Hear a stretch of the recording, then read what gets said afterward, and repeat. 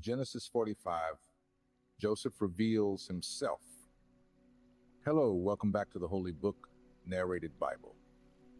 Today we will witness an emotional and decisive moment in Joseph's story. His revelation to his brothers. Prepare your heart for this powerful narrative of forgiveness and restoration. Joseph could no longer control his emotions before all who stood by him and cried out, "Make everyone leave my presence." So no one was with Joseph when he made himself known to his brothers. And he wept so loudly that the Egyptians heard him. And the news reached Pharaoh's palace. Joseph said to his brothers, "I am Joseph. Is my father still alive?" But his brothers were so stunned that they could not answer him. Then Joseph said to his brothers, "Come closer to me." When they had done so, he said, "I am Joseph, your brother, the one you sold into Egypt.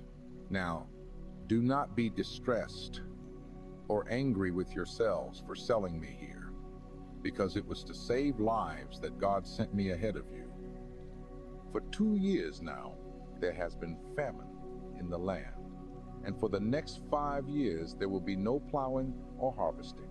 But God sent me ahead of you to preserve for you a remnant on earth and to save your lives by a great deliverance. So then, it was not you who sent me here, but God. He made me father to Pharaoh, lord of his entire household, and ruler of all Egypt. Now hurry back to my father and say to him, 'This is what your son Joseph says. God has made me lord of all Egypt. Come down to me. Don't delay.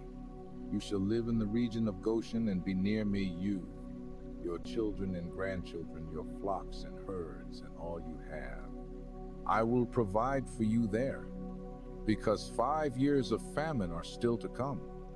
Otherwise, you and your household and all who belong to you will become destitute. You can see for yourselves, and so can my brother Benjamin, that it is really I who am speaking to you. Tell my father about all the honor accorded me in Egypt, and about everything you have seen, and bring my father down here quickly." Then Joseph threw his arms around his brother Benjamin and wept, and Benjamin embraced him, weeping, and he kissed all his brothers and wept over them. Afterward his brothers talked with him.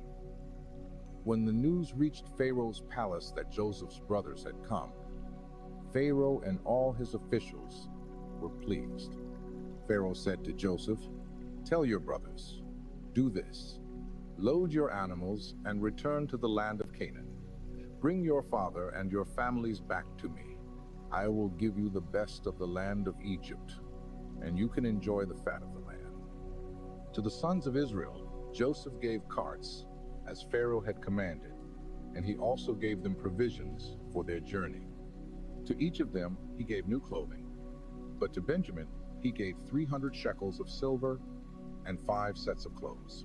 And to his father he sent 10 donkeys loaded with the best things of Egypt, and 10 female donkeys loaded with grain and bread and other supplies for his journey. Then Joseph sent his brothers away, and as they were leaving, he said to them, "Don't quarrel on the way." So they went up out of Egypt and came to their father Jacob in the land of Canaan. They told him, "Joseph is still alive. In fact, he is ruler of all Egypt." Jacob was stunned. He did not believe them. But when they told him everything Joseph had said to them, and when he saw the carts Joseph had sent to carry him back, the spirit of their father Jacob revived. And Israel said, "I'm convinced. My son Joseph is still alive. I will go and see him before I die." What an emotional and meaningful moment. Joseph's revelation not only brought joy and restoration to his family, but also showed how God can turn evil into good to fulfill his purposes. Just as Joseph trusted in God's plan, we can learn that even in the midst of difficulties, he is always working for our good. If this message touched you, like this video, subscribe to the channel, and share this powerful story of forgiveness and restoration with someone who needs to hear it. In the next episode, we will see how Jacob and his family traveled to Egypt and settle in the land of Goshen. Don't miss it. May God's peace be with you. A big hug, and see you soon.